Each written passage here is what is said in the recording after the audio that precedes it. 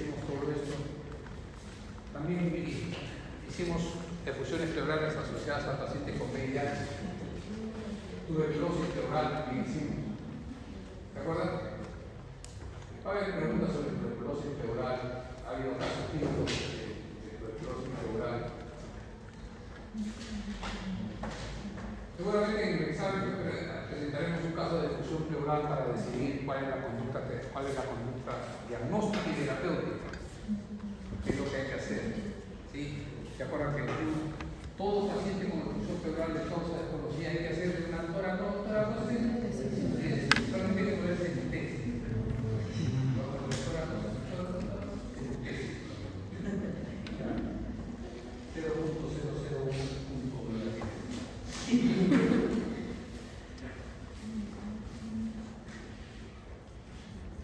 Dijimos que la tuberculosis pleural era la primera causa de tuberculosis extrapulmonar, ¿no? Ustedes saben que la tuberculosis se divide en tuberculosis pulmonar y extrapulmonar. La tuberculosis extrapulmonar tiene un problema de que todas las tuberculosis extrapulmonares requieren primero una alta sospecha clínica. Si yo no lo pienso, no lo voy a diagnosticar. Si no lo pongo dentro de mis posibilidades. El ejercicio que hacemos todos los días hacemos ese ejercicio. Escuchamos al paciente que nos narra su historia, lo examinamos y luego empezamos a hacer una elaboración mental. ¿Qué puede explicar este cuadro? Diciendo, no, puede ser esta cosa, puede ser esta cosa, esta cosa, esta cosa. Conversatorio.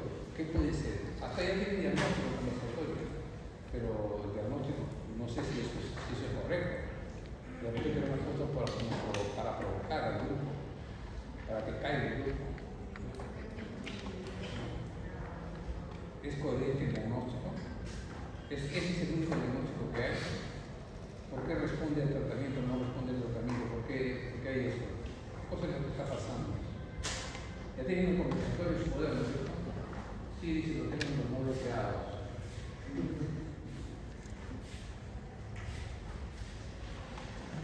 ¿Ya lo pasaron? Sí. Hay un pequeño error ahí, pero ya lo vamos a dejar el error ahí para que sirva de motivación. Y también van a pasar otro examen del conversatorio. Así como, bueno, varios pusieron Cartagener en esta cosa. Parece que se pasaron la voz. Pero no hay problema, pero yo voy a leer no solamente que pongan Cartagener, sino que qué otra cosa más han conversado pues ahí, qué otra cosa han dicho. Ponen Cartagener, pero no ponen ni siquiera pues, que era importante la historia previa, el contacto, los antecedentes, las sensaciones a repetición. ¿No? Me doy cuenta que solamente han copiado el diagnóstico. Ya, entonces requiere alta sospecha diagnóstica. Si yo no pienso, yo no voy a diagnosticar. ¿Qué más requiere? Procedimientos invasivos. Si es una tuberculosis pleural, necesito pulsar, negociar.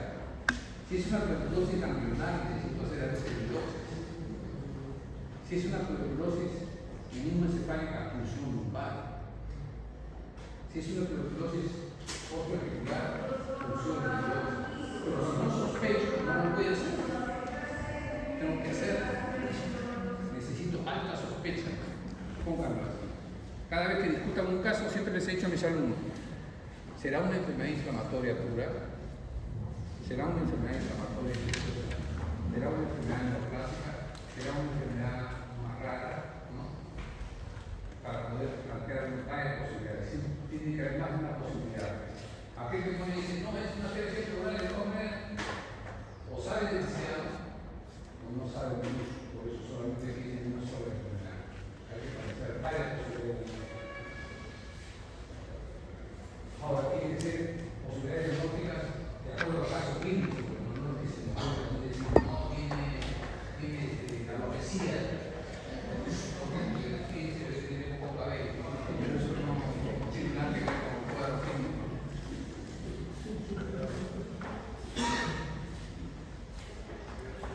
Entonces, en la TBC pleural necesito yo, si bien es cierto la afectación no es unilateral, raramente afectación, si es bilateral, ya nos plantea otra posibilidad diagnóstica, ¿sabes?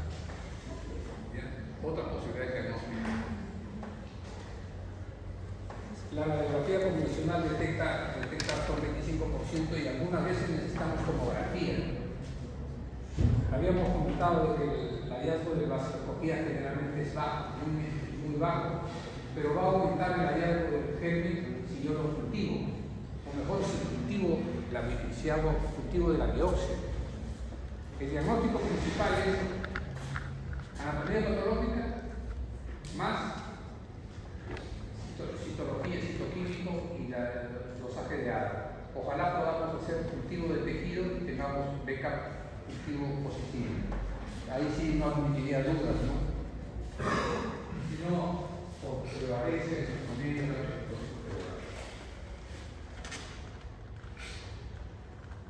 bueno, hablamos también de la patología relacionada con el asbesto, incluyendo el mesotelioma, de los derrames pleurales asociados a los medicamentos. Algunos medicamentos producen infección pleural.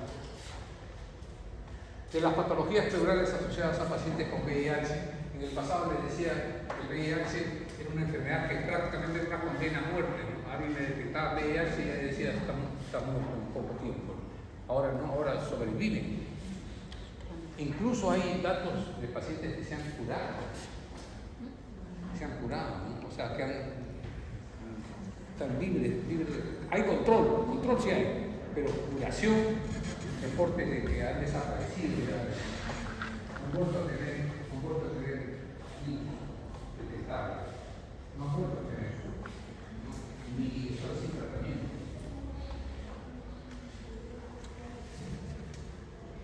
Hay un grupo de perfusiones pleurales que le llamamos perfusiones pleurales paramalignas, es decir, que acompañan a las neoplasias sin que signifique que la pleura sea infiltrada por la neoplasia. Le llamamos perfusiones paramalignas. Y las causas tienen que ver primero por efectos locales del tumor, como ocurre con la obstrucción linfática. La obstrucción linfática drena, se acuerdan de que la linfa drena una parte de la producción de líquido pleural. Se ingresa con exceso al espacio pleural y que es drenado por la linfática. La obstrucción bronquial con neumonía, la obstrucción bronquial con atelectasia, el pulmón atrapado, la presencia de kilotoras, infiltración del conducto torácico, y a veces hay destrucción del conducto torácico, se rompe el conducto torácico por infiltración neoplásica y se vacía el contenido en el espacio pleural. Y a la hora que punza se encuentran kilomicrones, triglicéridos, ¿sí? Ácidos grasos. Es un líquido de características aceitosas, ¿no? Hemos visto pacientes con ruptura del conducto torácico por infiltración neoplásica.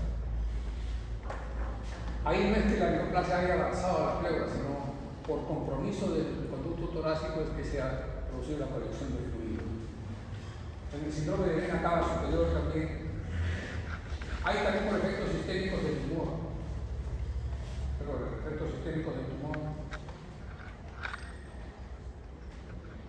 incluyendo el embolismo pulmonar o la hipoalbuminemia, pacientes que producen gran compromiso del estado general, hipoproteinemia. Y por hipoproteinemia vamos a tener seguramente derrame pleural, unilateral, y vamos a tener seguramente también edema de miembros inferiores por el compromiso del hipoproteinemia sistémico.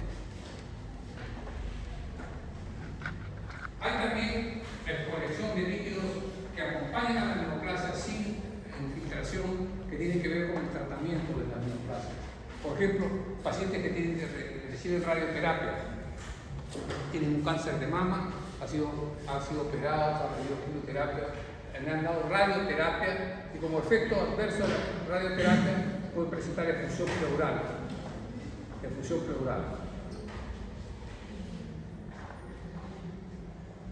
Tempranamente la radioterapia puede producir pleuritis y tardíamente puede producir fibrosis. Pero también la quimioterapia, aunque ahora ya estamos usando el elemento de mejores drogas, ¿no? Pero en el pasado el metotrexato puede producir pleuritis, o sea, inflamación pleural o incluso efusión pleural, ¿no? La ciclofosfonida, compromiso pleural y pericardio, por el uso de la medicación que se está usando para el control de la neoplasia. La metomicina medicina generalmente está asociado más con la enfermedad pulmonar intersticial difusa.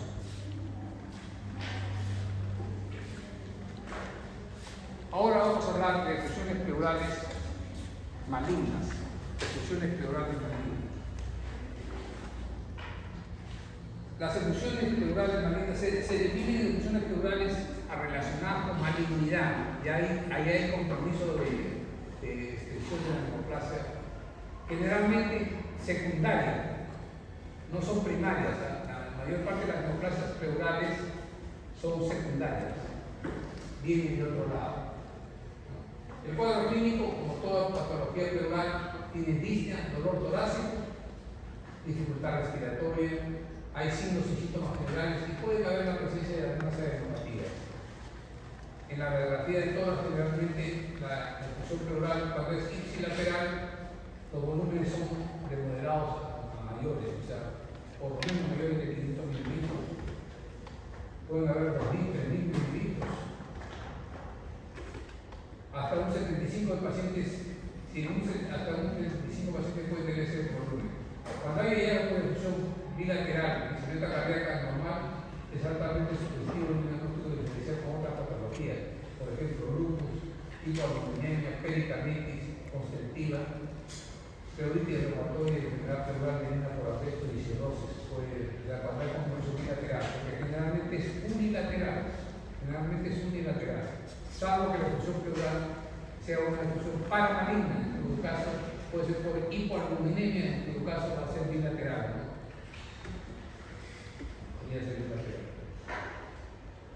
Por ejemplo, si el mediastino no está desplazado en presencia de un gran derrame, es muy probable que haya junto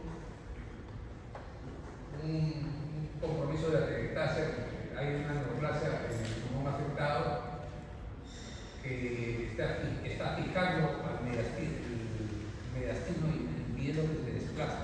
Porque lo habitual es que cuando hay derrame se desplaza el corazón y el mediastino hacia el lado lateral. Se desplaza.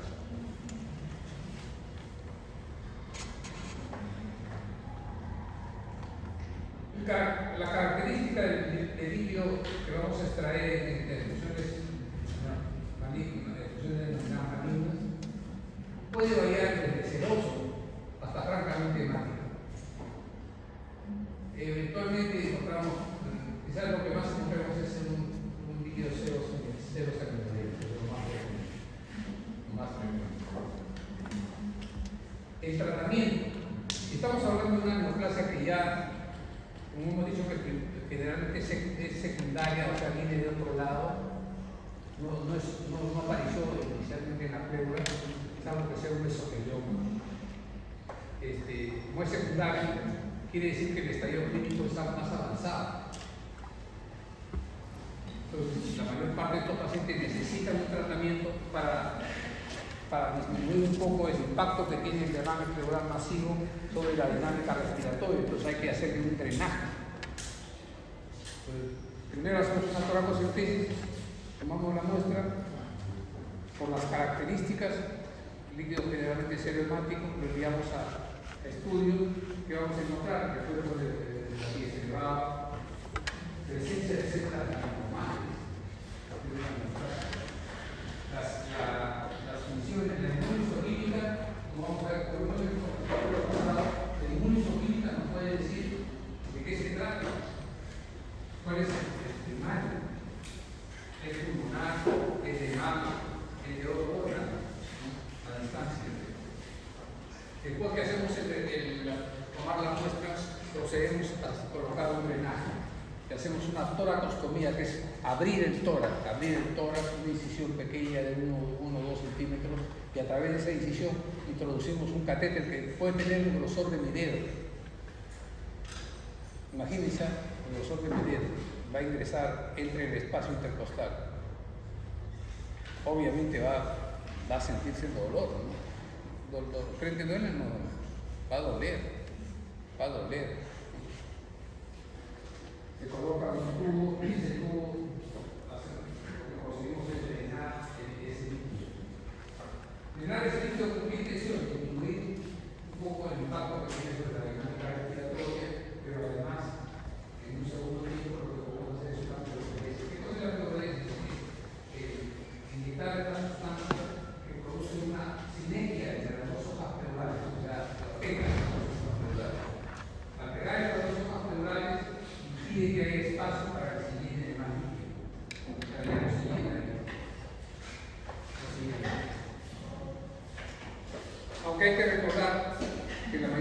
veces tiende a recidivar, o sea, vuelve a aparecer, a pesar de la ciencia, vuelve y nace. O sea, el éxito no está mal. El éxito depende, uno, de cuál sea la clase, en qué momento hemos encontrado. Y bueno, la suerte de que haya respuesta a la alternativa de la siguiente global.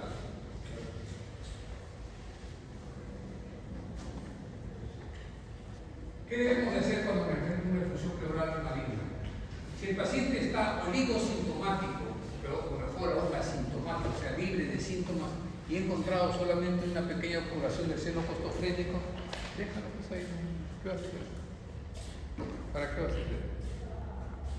Hay que darle tratamiento de acuerdo a la severidad de los síntomas, ¿no?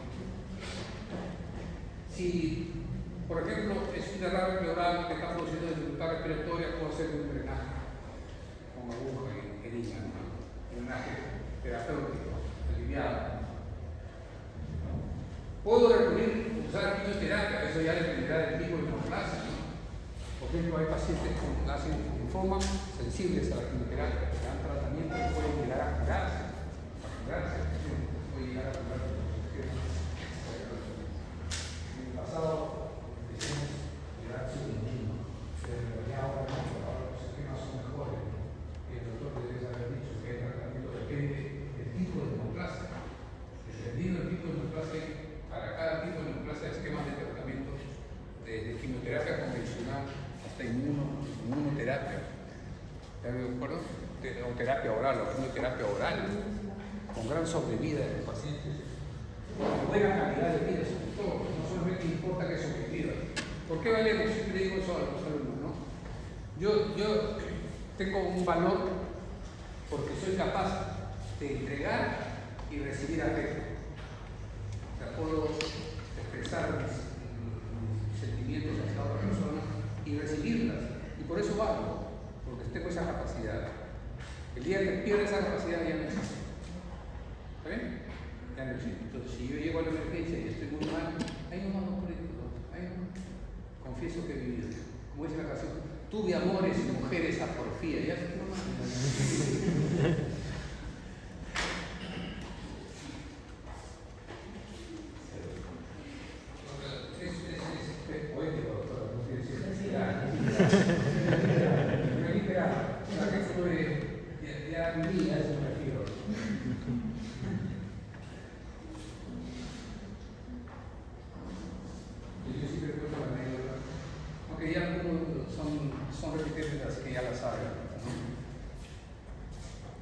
A las 10 de la noche en la biblioteca de San Fernando te entregaban los libros. Entonces teníamos que esperar hasta las 10 de la noche para retirar los libros que íbamos a leer hasta el día siguiente. No había pues que puedes entrar en internet, no existía internet, no había. O sea, había un mundo donde no había teléfono. Bueno, yo tenía un teléfono fijo en casa y era de poco. Todo que yo no tenía. No tenía en casa, por eso tenía una carga. A las 10 de la noche recibíamos el libro y de ahí teníamos que llevarlo a estudiar. Yo tenía que acompañar a la novia del momento, tenía que acompañarla hasta Chaclacayo, que es donde vivía, y regresarme porque yo vivía cerca del centro de Lima. Y todo por un beso. Sacando cuentas ahora,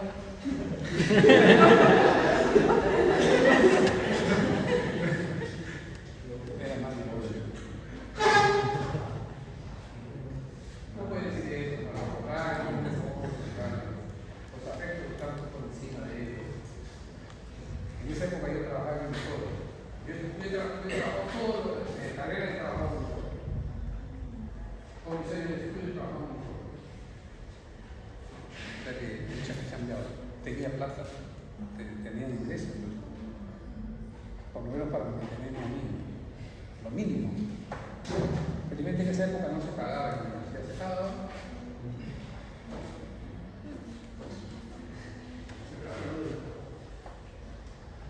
Y todo por un beso, pero bueno.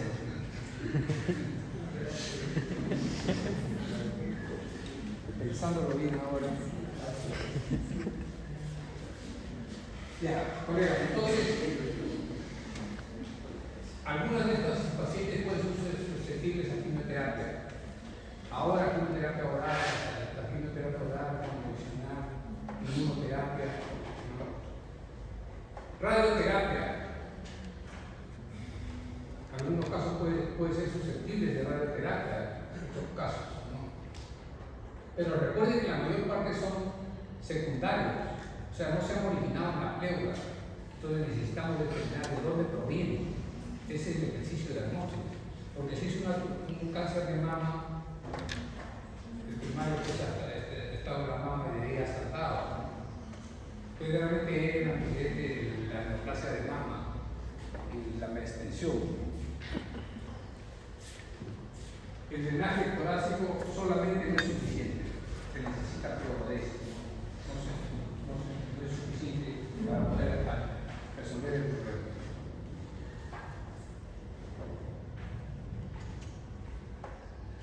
Dice, hasta el 90% de los casos puede ser efectivo siempre y cuando el pH sea mayor de 7.20. El pH del líquido pleural tiene que ser hacia la neutralidad. Cuanto más ácido es, si es que no está complicado con un empiema, porque ¿te acuerdas que hablamos del empiema del pH muy ácido, es de mal pronóstico? Igual sucede acá. El pH ácido está en menor posibilidad de respuesta a la clorodesis. La toracoscopía, un procedimiento diagnóstico que dijimos que también permite la visualización del vaso pleural. Yo puedo utilizarlo para hacer la sinergia pleural. También puedo hacer una derivación pleuroperitoneal, o sea, colocar un catéter del espacio pleural hacia el peritoneo, de tal manera que cada vez que se llene, se drena y el peritoneo se reabsorbe. ¿Está bien? Eso podría ser una salida.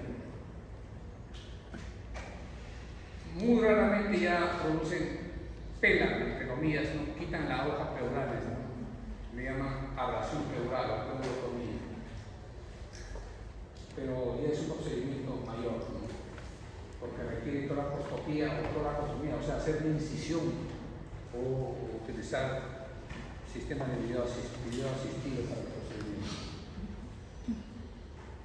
Hay que recordar también refusiones pleurales que aparecen en niños, ¿no? A la cabeza los sentimos. Ahora un poco menos, pero en el pasado veíamos mucho compromiso pleural, infeccioso en niños, mucho compromiso pleural en niños.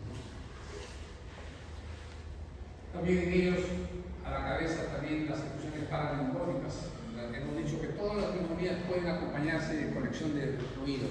Habitualmente no requieren ningún tratamiento especial.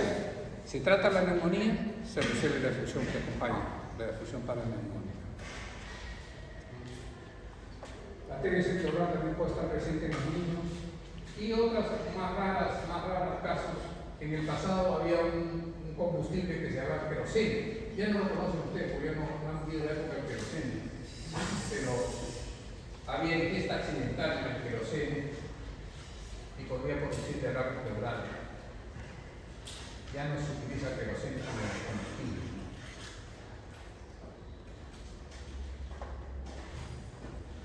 Lupus, mucho más raro también en niños, ¿no? Injurias cardíacas también pueden producir. Recuerden que en patología pleural hay un grupo de enfermedades inflamatorias, aparte del lupus y la síndrome de estrés.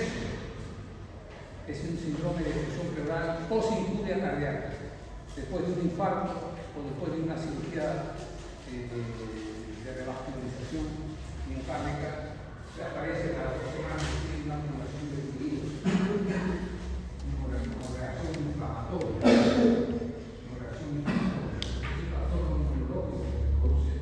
Habitualmente no requiere sino antiinflamatorio, una serie de medios que el paciente mejora rápidamente. La insuficiencia cardíaca también puede producir una base celular.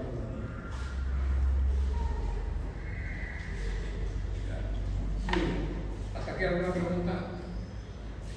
Y vamos a ver la otra.